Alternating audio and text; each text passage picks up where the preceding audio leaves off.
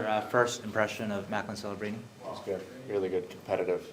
Thought it's hard to tell in these things. It's a lot of teaching, a lot of slow, especially to start the session, and then kind of ramp it up as we go. But we got to the game at the end, and he was super competitive on pucks. I thought that's what stood out to me the most. I was going to ask my next question is, do you think that he is pro or NHL ready? But is that hard to say until maybe see the scrimmage at least? Yeah, I think he's a really, really talented, really good hockey player. As far as the other stuff, that's kind of above me. How much does that rub off on guys when a guy comes in? It's a development camp. Here we are. It's July 2nd. It's 100 degrees outside. Yeah. I mean, I'm sure. But how much does that rub off on guys just when someone brings it like that? Yeah, it does. It's contagious, and I think talking to some other coaches, when your best players are your hardest working players is where you're really going to succeed. So, having a guy like that's obviously has a lot of skill, a lot of talent, be as hardworking as he is it's impressive. Just a different vibe around camp this year from your perspective, I guess. A lot more people around. Yeah, it is. It's it's exciting. It is exciting. The draft was obviously a first for me. So it's an exciting time. You mentioned that compete. Obviously, that's something that, that word competitiveness, that high compete, is not something that has been shied away from in talking with Mike or you yourself or anybody that we talked to, that are looking for that competitiveness. Mm-hmm. When, Macklin, you talk about the competitiveness, but do you feel like that maybe some other guys are like saying, hey, don't forget about me, and kind of upping that compete level as a response? Yeah, I think, as we just talked about, I think it's contagious. I think at a camp like this, everybody's competitive with one another, right? They all want, whether they're signed, unsigned, or, with Cardwell's here, obviously he played with us last year, but everybody wants to look good, right? Everybody wants to make a good impression at this, rolling into training camp. So, anytime somebody kind of ups that level, everybody else responds. Helps the camp. For yourself, obviously, you ran it last year, and just guys like Smith and Musty and Halton, and know how much I'm sure you followed them and kept an eye on them, but you were focused on Barracuda. But just last year, this year, if you can remember, is there differences? Do they look bigger? Do you feel like that there's a different mentality? Obviously, second one, they're going to be a little bit calmer. For those guys, what's the difference that you're seeing in them, just off, talking to them maybe? Yeah. I think Will looks bigger. I think put on a little bit of weight in a good way at BC. But yeah, they all took a step. Working the camp or the session we just ran was similar to one we ran last year. So they all took strides. They all showed improvement, which is what you want to see. They're all very, very different players. Obviously, Will's obviously slippery. Musty's got the big body, and Halton's got the big shot. So, but they've all improved. That's what you want to see. We just spoke with Philip Easted, and he had that cameo at the end of the year with you, and had a lot of was pretty successful. And Yeah. what is from a coach's perspective? Obviously, if you get him next season and just have him there, what do you want him to work on this summer? Yeah, I think for him, it's kind of what we talked about at the end of last year. I think he's shown an ability to create offense at the AHL level, and I think it's about kind of rounding that game out and what's he going to be at the NHL level. We see him as a kind of a middle six type of guy, and if we can add some penalty killing attributes and competitive in the face-off circle, that's going to obviously up his value, I guess. Joe Thornton out on the ice. What's sort of his role this week with you guys? Exactly what you saw. Bringing experience, it's just when he walks into a room, people pay attention, but he's good at, doesn't tighten up. He's always good at bringing kind of that energy that everybody, whether it's crack a smile or, get ready to work, he's good at that. Director of Vibes. What's that? Director of Vibes. Director of Vibes, yeah. This is what Mike said at the draft. We asked, what's his role? And he goes, it's Jumbo. And we're like, well, he's Vibes, Director of Vibes. That would be a good job.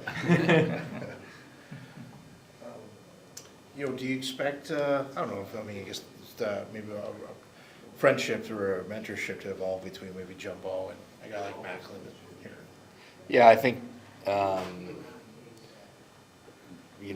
going first overall I would absolutely have no idea what that's like, but that's something that they share, and probably an experience that Jumbo could share with Macklin. And there's got to be you got to remember, and what I forget a lot of times is he just turned 18, and going through all of these interviews and all of this stuff at that age, I can't even imagine doing it. And so I think having somebody like Jumbo around and Patty as well, to kind of share the experience and ask for advice or questions or whatever it is, just talk about it, really. Just someone that knows what it's like to be in those shoes, I think is important.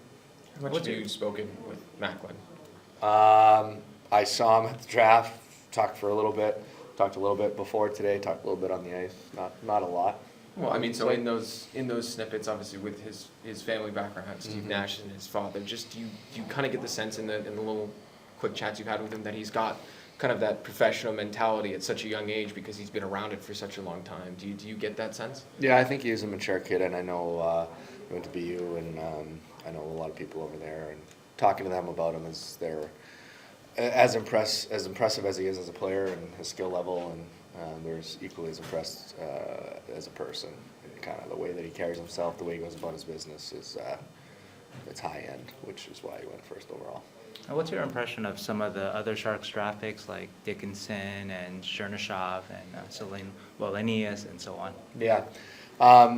It's hard, like I said, it's hard to tell after the first session. I liked all of them. They're, looking at the draft in general, the size stuck out to me. And I thought they all did some good things today. In the different drills, we had the split to start, so the D were down the other end. But they all took information. To me, it's less about how they perform. It's more about kind of their approach. Like, are they coachable? Do they show up ready to go? And are they going to be good pros that way? And everything I've seen so far has pointed to yes. So they were here. They're on time. They're warming up. Taking care of their bodies. All that stuff is more important at a camp like this. I think when you get into training camp is where you're kind of more of a performance, judging performance a little bit more. A couple of Barracuda questions. Yesterday, you guys signed Lucas Carlson and Jimmy Schultz. Just any thoughts on those two? Yeah, two defensemen, very different defensemen, but both defensemen. Lucas Carlson's a power play guy, kind of good at the offensive blue line, can transition the puck pretty well. Jimmy Schultz, physical, defensive type of guy, but can make a good first pass too. He's been in Coachella the last 2 years, so a guy that we targeted, and I'm ecstatic that it worked out with both of them. You guys were kind of missing maybe a top pairing defenseman kind of last year or two, right? Is that fair to say? Yeah. Yeah, at times, with the injuries and the call-ups and Yeah, everything, yeah. as with the American League, that's always going to happen. But to bring those players like that caliber, that's huge for us. Is there a goal or possibility of bringing in some high-end forward kind of signings like in the Lucas Carlson kind of range? Is that the hope? Yeah, that's the hope. We're working on it right now. We'll try to fill those spots too. How tough is it for Kenyoni to make the roster, and for some of the other guys, Pooley, Larocque, to get a spot when you're adding more defensemen to the chart? Well, I think it's something that we're careful of too in putting the team together, is that we don't want to block out the prospects, because at the end of the day, development's also our responsibility. So we don't want to come in here and sign a bunch of vets and take up all the spots. But I think we look at them more as those standard bearing players that you can point to and guys can learn from. Because we want to win, but we got to develop the young guys as well. What will Cagnoni sort of need to show you guys to show that he's ready to sort of make the jump from junior to the American League? So, same as everyone else that comes up, really. It's, can he defend? Can he take care of his own end? Obviously, I know offensively he's, successful in the WHL. He broke a bunch of records. So probably defending, taking care of his own end.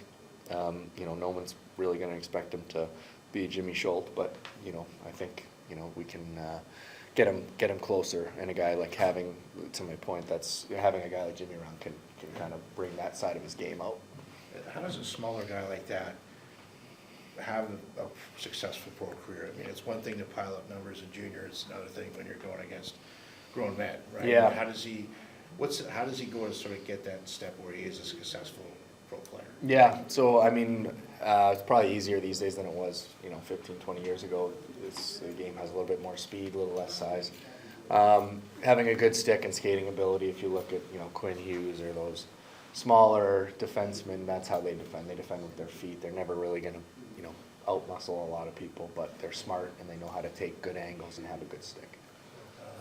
No Mukamadulin or Gushin.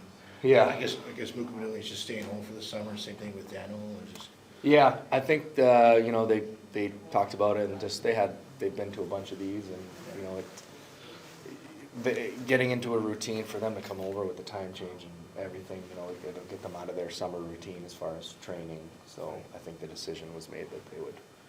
what are your expectations for those guys, coming back here? We'll see if they were able to make the crack Yeah. the Sharks roster or not, but, coming back with Luke Madulin, second full season in North America, Daniel's going into his, I think his final year of his entry level here. I mean, what are your expectations for those guys when they come back here? Yeah, I mean, I thought Muck took a big stride for us last year. I think he was a bright spot for our team. Obviously, we didn't have a lot of team success, but from a development standpoint, I thought he improved a lot. So looking forward to him coming to camp and competing to win a job. And I think Goosh has shown an ability to score, obviously. I think he does a lot of really good things off the puck as well. So same boat for him. I'm excited for him to come back.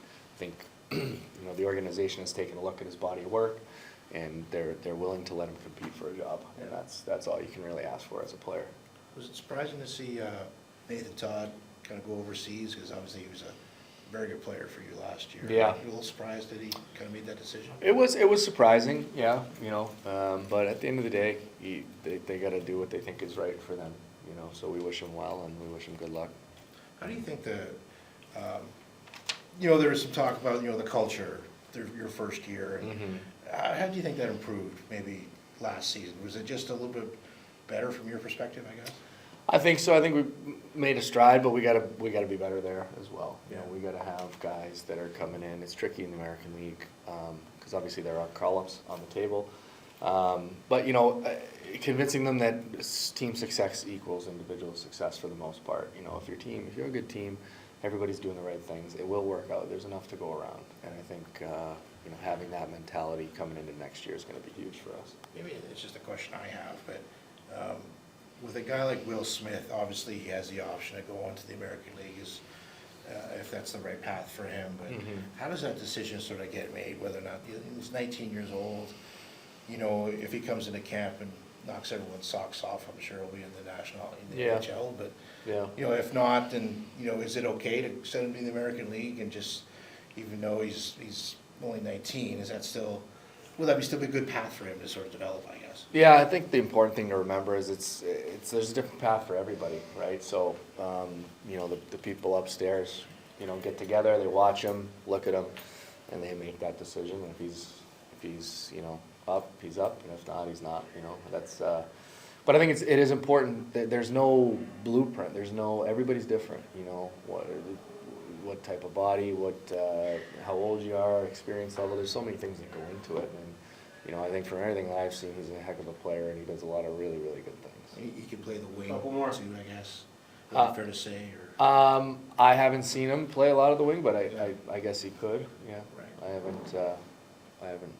I don't really know, to be honest with you. We spoke with Casper Houghton too, and he's another guy that was hoping to maybe make the Barracuda this year. He has an option too. Just a player like that, I know it's only one day of camp so far, but just what is a player like that, maybe an offense first guy like that, what's he got to show you guys as a 19-year-old that he can do, that he's ready for pro hockey? Yeah, off puck play, similar, we were talking about Cagnoni. Sure. That would be, obviously he's a forward, a little bit different, but he has the big shot. Everybody knows he can score, right? He's a big body too. So, the off puck play, working above pucks, pro habits versus junior habits, I think is the biggest thing. Same as a lot of other people coming out of junior. You're able to get away with a lot more in junior, whereas the game is a little bit tighter at our level. So, advancing his game that way.